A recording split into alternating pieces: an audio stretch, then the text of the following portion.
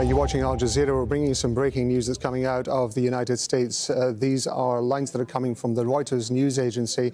We understand that Donald Trump is quoted as saying that he has agreed to suspend bombing and attack of Iran for a period of 2 weeks. Now, this is following a request that was made by Pakistan's Prime Minister Shehbaz Sharif, who had requested an extension of the deadline that Donald Trump had originally set in order for further talks to take place. Donald Trump is apparently quoted to have said that this will be a double-sided ceasefire. Now, he may well be referring to a request that had been made by the Pakistan Prime Minister to Iran to open the Strait of Hormuz for a corresponding period of 2 weeks as a goodwill gesture.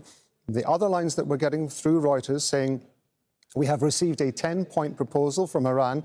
We believe it is a workable basis on which to negotiate. Almost all of the various points of the past contention have been agreed to between the United States and Iran. He then goes on to say, we are very far along with a definitive agreement concerning a long-term peace with Iran. I want to go to Osama bin Javid, who's our correspondent, who's joining us here in the studio.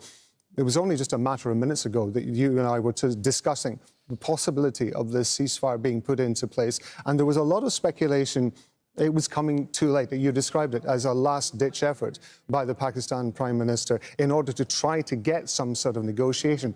It does seem as though, if these lines are to be believed, that it has had a positive response from Donald Trump. Well, it does indeed. And I think that is going to be a big sigh of relief collectively from the region and beyond, because the alternative was so horrific. As you've seen Donald Trump time and again talk to his social media base and take the rhetoric to a notch where everybody would essentially, there was the level of anxiety around the region was extraordinary in the last few hours. And Donald Trump was the only man who could defuse it, because he's the one who lit the fuse in the first place.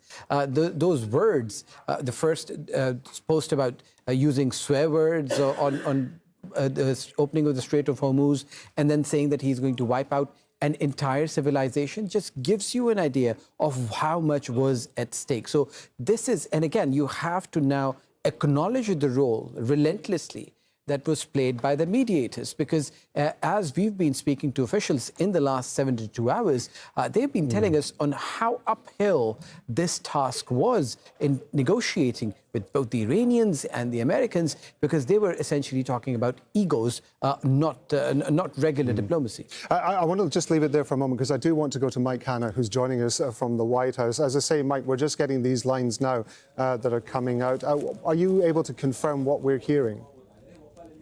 We cannot confirm as yet. There's been no formal statement out of the White House. Obviously, these lines have been coming out from Reuters within the last few minutes. We are waiting to hear formally from the White House, the spokesperson, or indeed even the president himself, who is due to make a decision at 8 p.m. That's in just over 1 hour's time. But just to look at these points that are coming out of Reuters, very, very important. First of all, that President Trump is reported as saying he will suspend the attack on Iran for 2 weeks. This is an absolutely critical issue.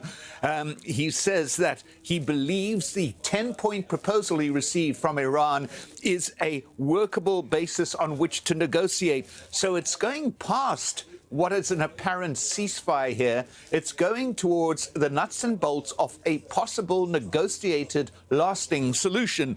We also hear via Reuters President Trump saying that a 2-week period will allow agreement to be finalized and consummated. He then continues, or is reported to continue, we are very far along with a definitive agreement concerning long-term peace with Iran. Now, the key word there is definitive. All of this coming, as I said, just little over an hour before that deadline that President Trump had set has expired. So we will try and get formal confirmation from the White House. Perhaps we're going to get that formal confirmation from the president himself. Just to stress, what we are reporting here are lines that are coming out of Reuters reporting how they got these particular points. Not clear at this moment, but we will definitely find out exactly what the source is or confirm that these are the words of President Trump within minutes, one would hope. Mike, for now, thank you very much indeed. I want to go to Mohammed Val, who's joining us from Tehran. One of the lines that's coming out, Donald Trump saying that this is going to be what he's calling a double-sided ceasefire. We know that Pakistan's Prime Minister had made a request of Iran to open the Strait of Hormuz for 2 weeks in order to, as he called it, a goodwill gesture. Is there any reaction coming out from Iran? Rob, it's too early to talk about a reaction coming out from Iran. But even for us journalists, we are still reading these lines by Donald Trump and trying to understand them fully, because he talked about suspending the bombing. And it's not clear, at least to me, whether he's suspending what's already going on since the beginning of the war entirely, or he's suspending or he's extending the deadline for that ultimate destruction of the power plants. I mean, I think it is the first option. So Iranians are going to read this, maybe read it again and again to see between the lines, and also to read what is clearly there written. And they're going to look at it and probably going to react it in the next hour or so, or maybe longer than that. Because the Iranians are, again, let's remind everyone and ourselves that the Iranians have always been talking about lack of trust. They don't trust Donald Trump, and they don't seem to be ready, at least from what they have been saying since the beginning of the war. They don't seem to be ready to take his words at face value.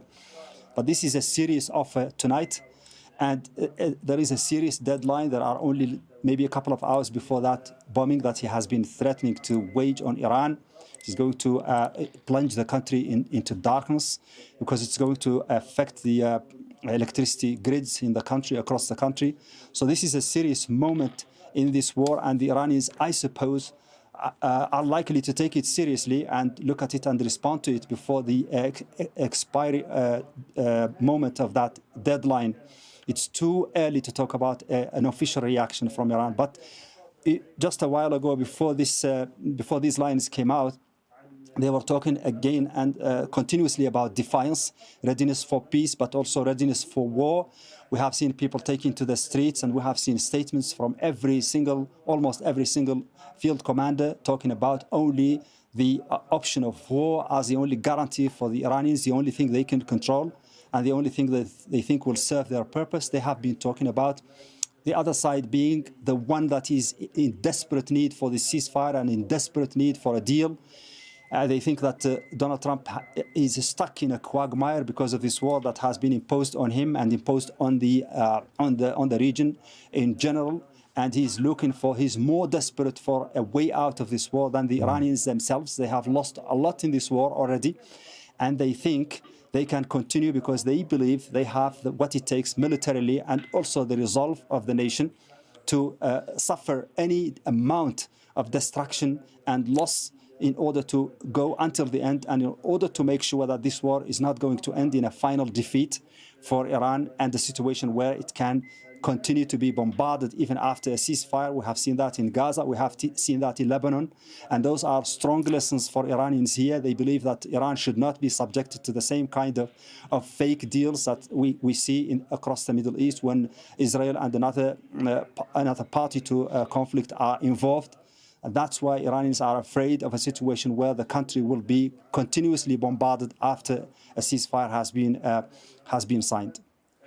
Just very briefly, Mohammed, you mentioned, of course, there that it's still very early in the morning. You haven't yet had an official response to this announcement that that is being reported to have come from Donald Trump. We have a Truth Social post that he apparently has posted. They're giving more details. At the same time, we're getting a line from Reuters saying that Israeli military says it's identified missiles being launched from Iran towards Israel. This is going to be a dangerous period, isn't it? Because until Iran is able to say officially that it agrees with this ceasefire, it is very likely that there will still be attacks going from Iran to other countries.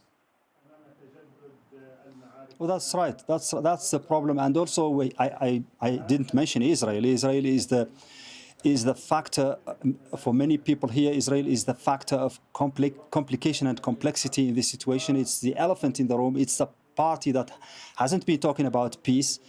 Instead, reports suggest that Israelis have been pushing hard that Trump doesn't agree on a ceasefire with the Iranians. And also about these missiles, we don't have a confirmation about the timing of those missile launches, but it's very understandable that the Iranian military is still not fully aware of this, and it is not even already an agreement. It is an offer, probably, seemingly by President Trump. We don't know whether this offer is based on an agreement behind as we say, behind an agreement that we don't know about already by the Iranians there in Islamabad. We don't know if this is something that is reciprocated already, and we're still waiting for the Iranians to make clear whether they have a priori whether they have agreed to it or not. So the military are understandably still engaged in this fight, and it will take time for this news. If the Iranian side is on board for this, it will take time for the military to be informed about it and to be given the right orders to stop the launches. But as I said, the problem is we don't know. President Trump didn't mention Israel in this tweet. He didn't mention that the three parties in this war are on board, of course, and that means the Israelis probably are going to continue also to launch attacks on Iran, and that's going to make this situation very complicated even for the American president. Mohammed, for now, thank you very much indeed. We're going to go